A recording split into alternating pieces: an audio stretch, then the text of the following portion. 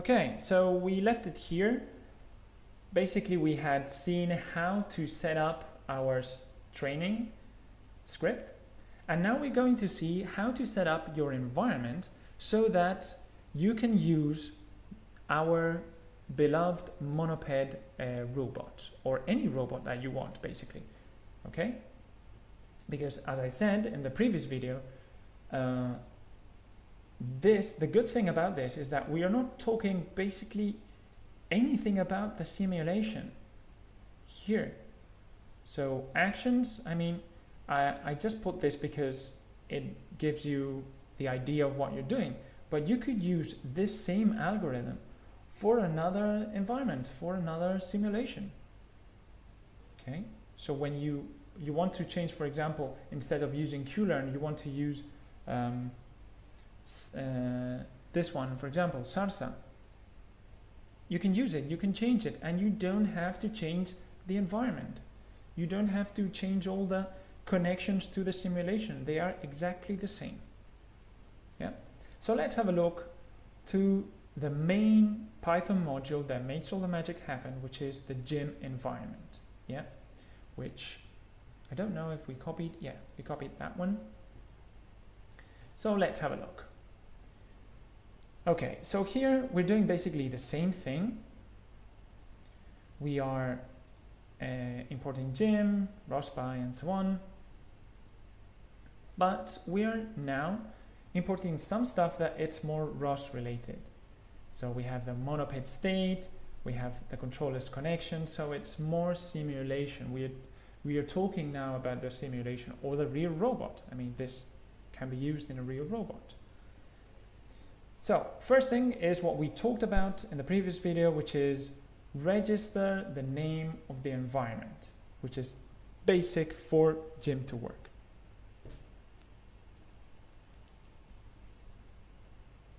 So what we're doing here is register with a name, Monopod version 0, and then we say entry point is Monopod environment, which is the name of the Python module script that we have. So Monopod environment, and then Monopod environment class name, which is this one. Okay, you can put any name you want, just that you have to state it like this so that the code of gym can find it. Yeah. So what's this? This class is executed, if you remember, in the start training here. When you do this gym make, in this precise moment, this init is executed. And what we are doing here is basically getting the parameters that we loaded with the QLearn params that we loaded in the launch here. Yeah.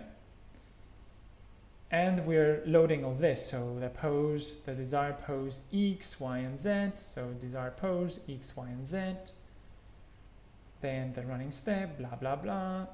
All this. We are going to talk about this because it's no use talking about this parameters without the context of why we want to use them.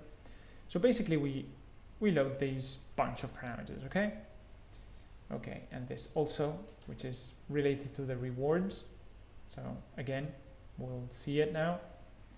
Then we initialize some classes which are very important for connecting with the simulation, which is Gazebo Connection, which is a class to be able to reset the simulation, basically reset the simulation and pause and unpause it. We use it for that. So let's have a look. Gazebo Connection, copy, and we'll paste it here. Okay. And here we have a Gazebo Connection.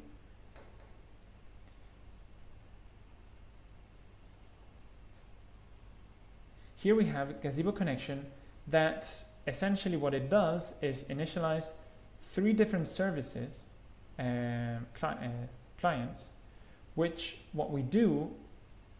allows us to unpause, pause, and reset the simulation. That's it. It doesn't do anything more. Okay?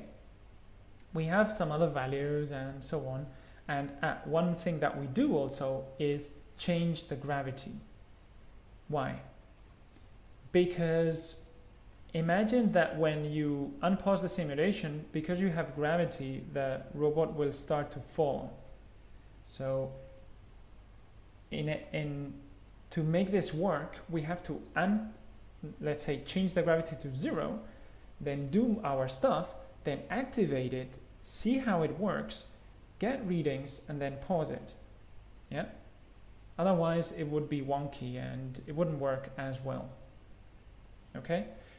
But basically this script allows us to control and pause the simulation, reset, and change the gravity in the world.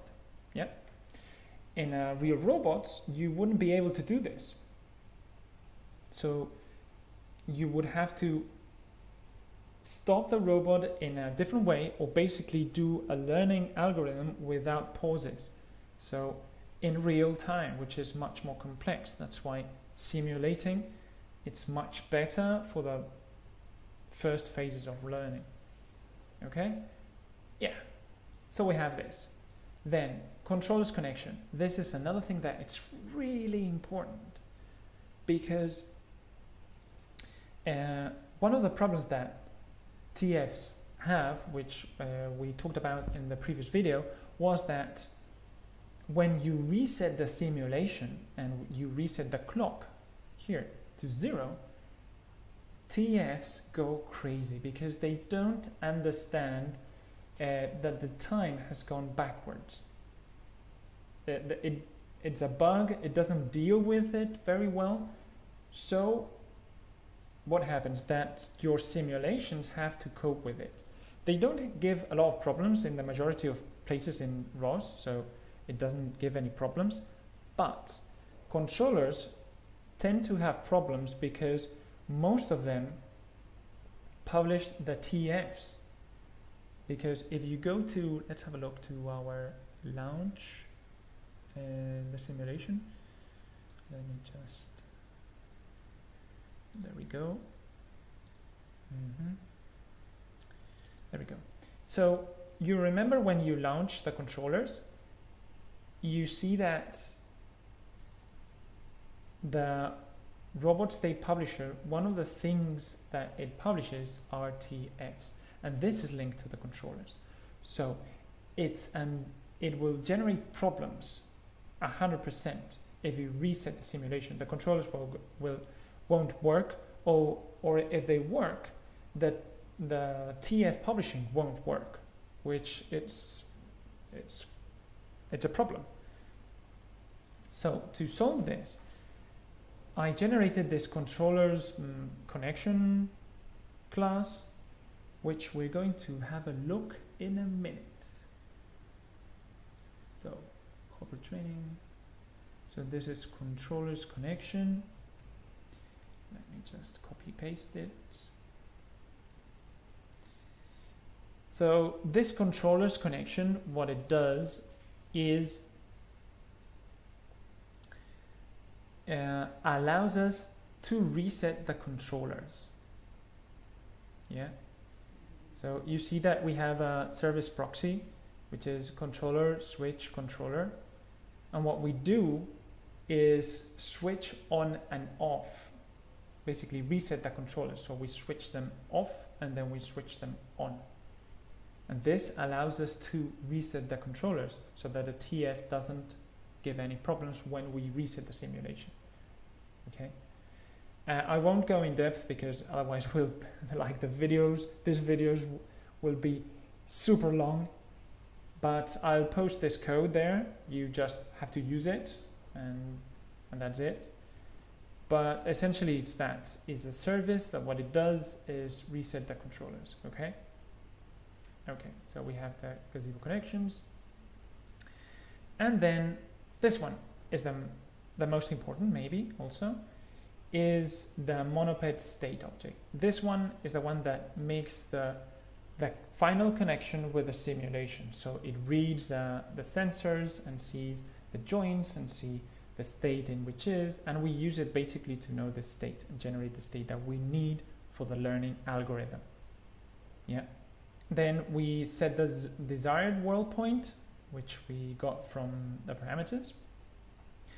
So if we go here, one of the things that we want is that the robot stays in the 0, 0, and Z 1 meter.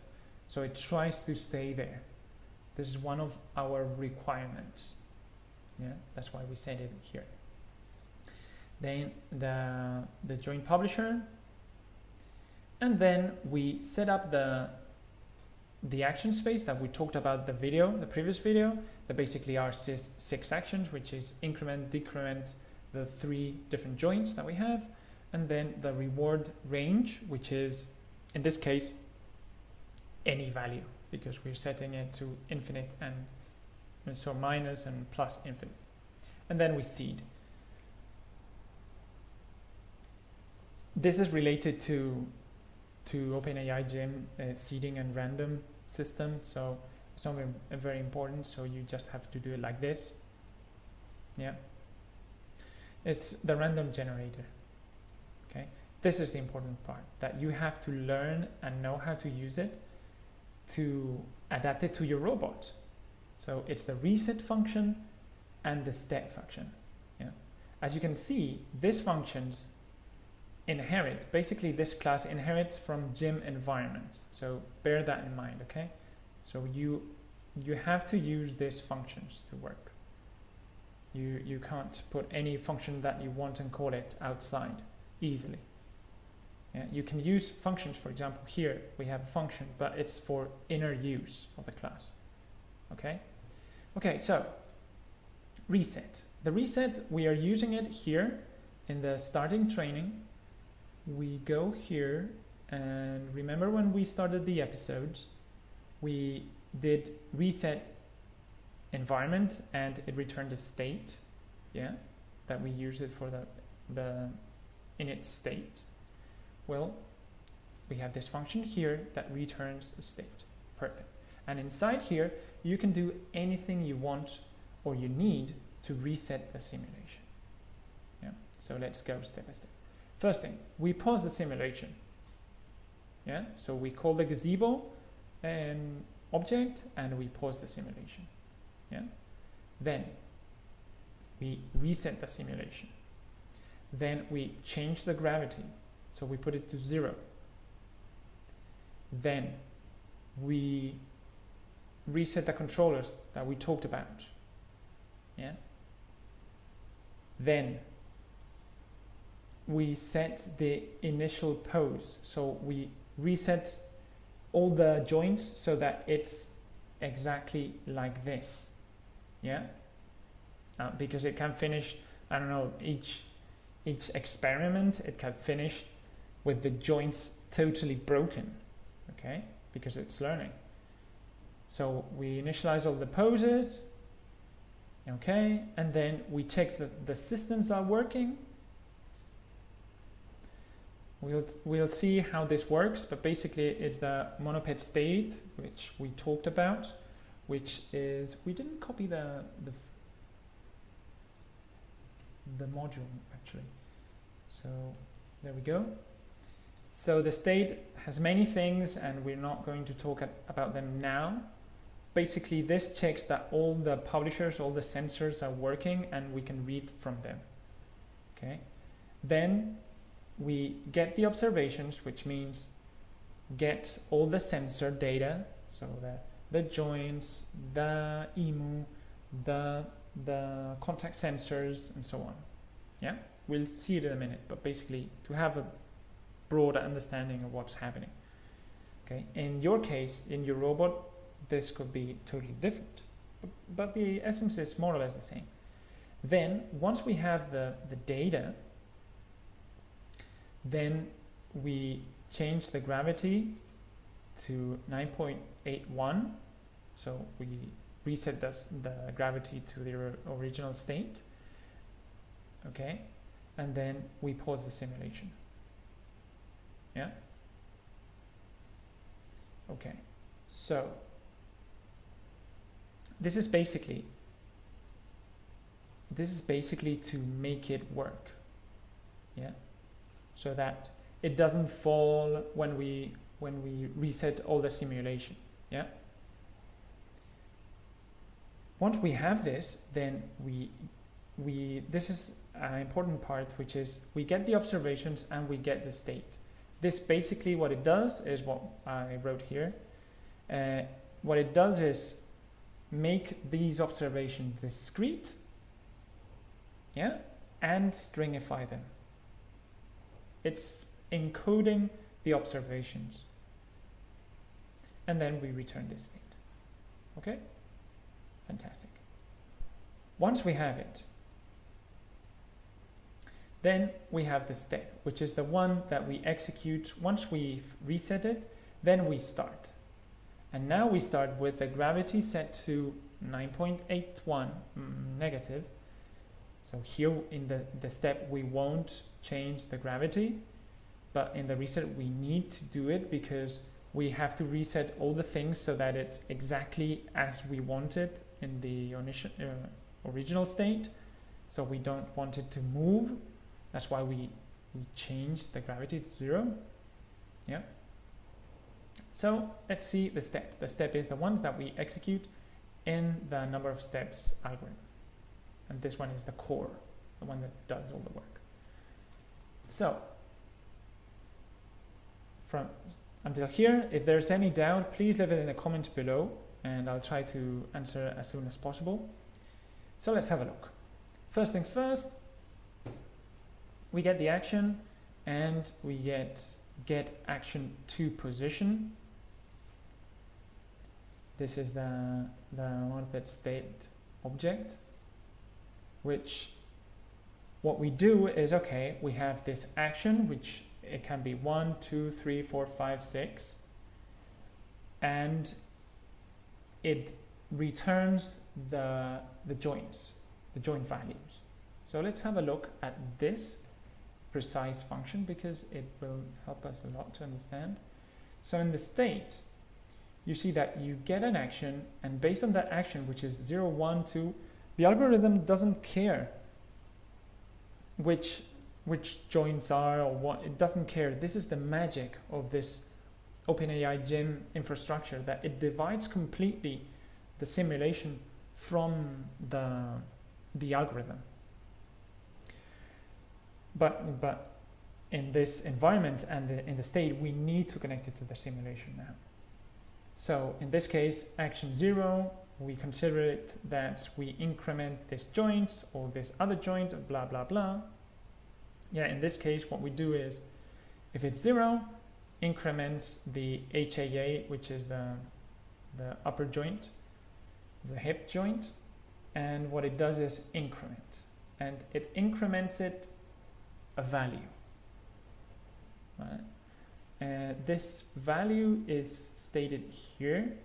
Joint increment value, we incremented by 0.05 radians, which is very, very low. But this, because we do it in this file, we can change it and we can try different ways of learning with different parameters. So for example, changing this increment value. Yeah. Okay. And so we incremented, in this case, the first joint, and the other ones we leave it as they are. So you see that he gets the actual joint states, and then we just leave it as it is. And for that we do it for 1, which it will be the same but minus, then 2, another joint, 3, blah blah blah. You're smart, so it's basically that. Okay, once we have it, we have the next position. So let's move the joints. Yeah, so we have Monopod joint publisher object, which we have defined. Let me just show you here. So joint publisher, which the joint publisher is another class that I generated just to publish. So we have it here. Yeah. Okay. So let's go here again. Oops, sorry.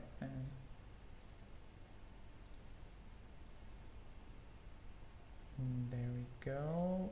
There we go. So we move the joints, but before we have to unpause the simulation, otherwise it won't move. So again, we get the action, we get the joint movements, we unpause the simulation, we send that so that it moves, and then we send a command to the robot and let it go. So we sleep.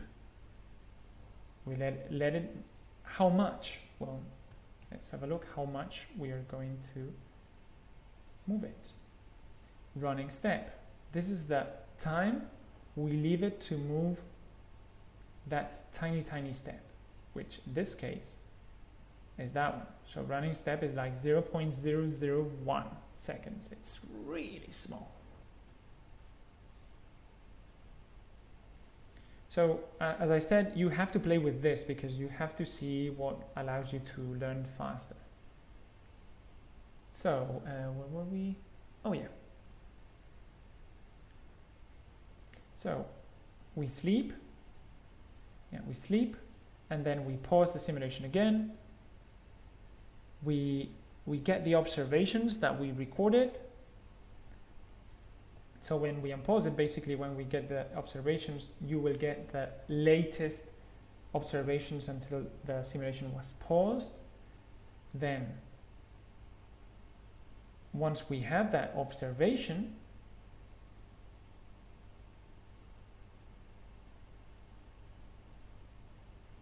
we get the states, and we generate the state for that, and on the other hand we get the reward and the done. So basically what it does this is process the inner observations that we're getting here. It processes and gives you the reward if it was done or not. Let's have a look at this. So if we go to the state and we go here, process data, it gives you the reward based on the state. And in which state? Well, we paused it in, let's say, second 5. So it gets the state on second 5 and tells you which reward it gives you. Okay, and if it has fallen or not. And this is basically how you define the environment and what you want to give importance to the learning and what you don't want to give importance. So in this case is we check the height if it's okay and the orientation if it's okay. And these two values are the ones that define if the episode has finished or not. So in this case,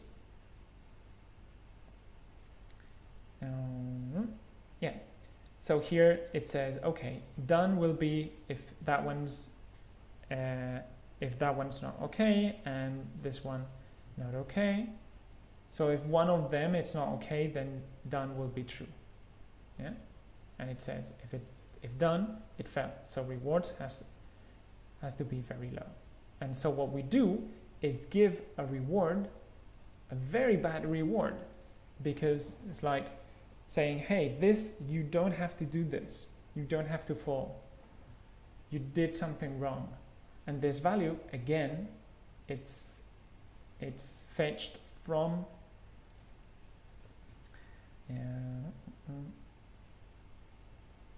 here. So when you create this Monopod state, you give this done reward, which is retrieved from the ROS param, which is this one.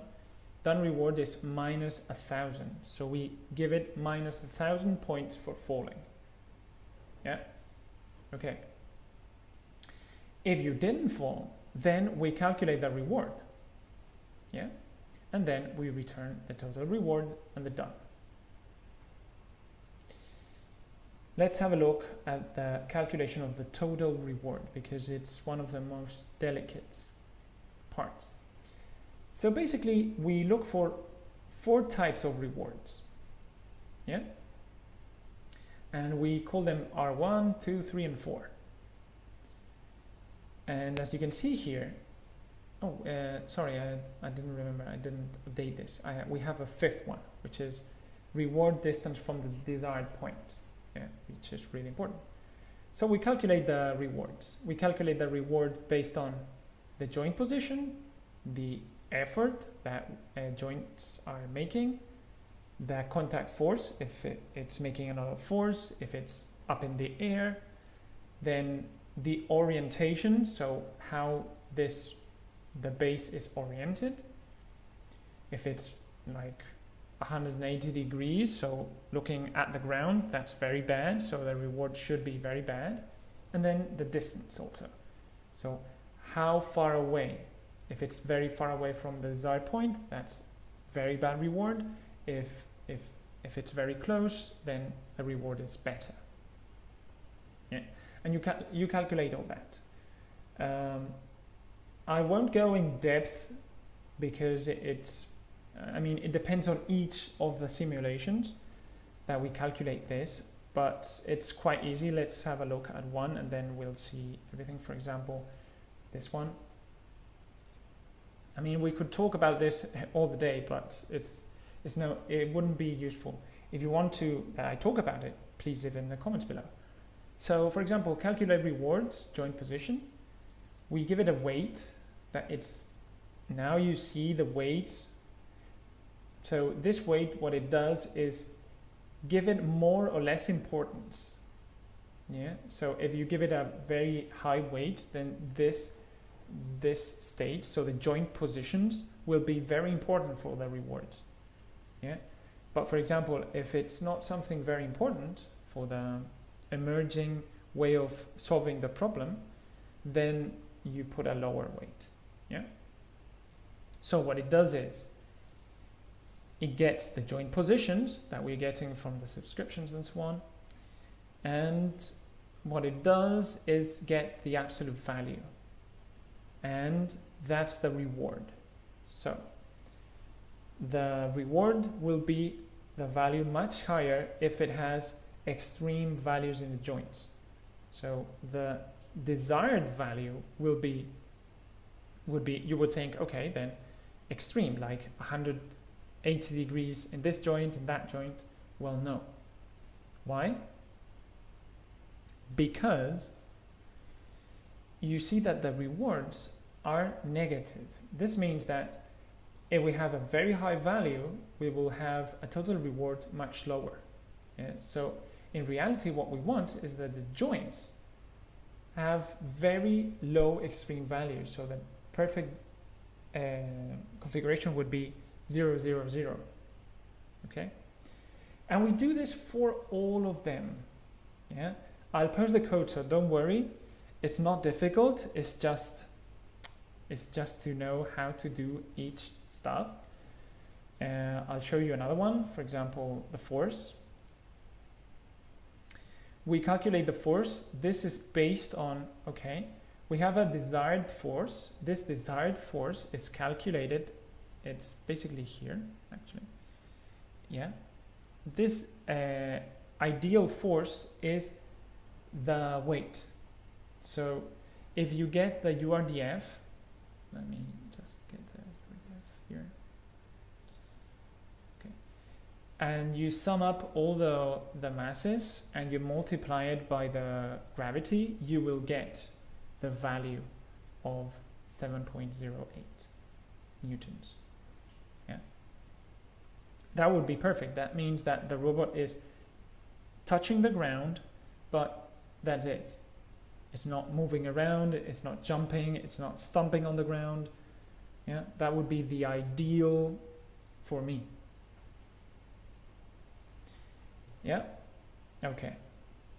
And we do this all along, and then we calculate the reward, and it's minus all the rewards, and this is a live reward. What does it mean, this? This is another one that a live reward. We give 100 points each step that you don't fall. So each step that the hopper doesn't fall, we give it 100 points. Because we want it to stay alive. We want it to stay at that it doesn't fall. That's the main objective of all this learning. That's why we give it a lot of points for doing that. Yeah? Each step. So remember, each step we give it 100 points. Yeah? And then we print it. And that's quite it. So let me just go over this. So we have the steps, we have get the states, process the data, that gave the reward when they're done, and yeah, I think it's quite it actually.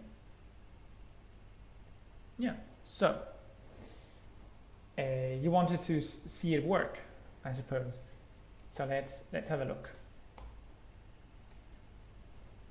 So to make it work, you just have to launch the simulation. So in this case, I'm going to launch my simulation just because we have it all set up, but I'll post all the code so that you can do exactly the same. So we have this simulation. It's very important that we start the simulation paused, okay? Well, it's not very important because the algorithm, yeah, it's not very important because the algorithm, as you saw, it just resets the simulation and pauses it. So it's not very important actually. Then we have this console here. Let's put it like that so we can see both. Then let me go here, do a ROS launch, hopper training, main launch. We launch it, and there you go. So you can see that it's starting, it tries to do, and it resets every time it falls. And you see episodes, the number of episodes, the alpha used, the rewards. Yeah, and you can see it here. It's trying to not fall, and it's trying to do different policies. As you can see, in this case, the policies are not well done. So we need to refine it, and that's probably will be done in the next video. That will refine it. We'll try to do different algorithms to make it better, and maybe we'll try to compare with more deterministic systems. Like the one I showed on the first videos. And basically it's this. So it's trying to stay upright and tries different combinations, and it should get the combinations that work better. Also, as extra, as you saw in the code, we are able to ROS topic list, ROS topic echo. We are able to get the episode rewards. Let me, this one, okay. Yeah. There you go. So we are seeing the rewards. As you can see, the rewards are not stabilizing. So they are high, they're 4,000, but they oscillate too much, and it doesn't seem that it goes up. So, that's bad. That's bad. Yeah. So basically, now it will be the turn to change the different values here and try different policies to make it work. So in RDS, in this case, we have the gym computers for developers, so that you can launch as many computers as you want, and it just works. And you could launch like totally different policies and see which one works better. Yeah, so that would be it's a very useful tool in our ROS development environment. So, and I think that's it for the moment. So we have finished this second part of this video series. The next part will be about how to use different AI algorithms, maybe comparing this with another system. And that's it. In the description of the video, you will find a complete course about OpenAI-Gym. Please check it out because you won't regret it, because you'll learn a lot more about OpenAI-Gym and understand it much better. And it's becoming a platform, a very powerful platform for this. And if you disliked the video, thumbs down. But if you liked it, thumbs up. And consider subscribing and hitting that bell. And share in the comments below anything that you liked or disliked, or any project that you would like, or AI structures or infrastructures that you would like that we do the videos about, like TensorFlow or any other infrastructure.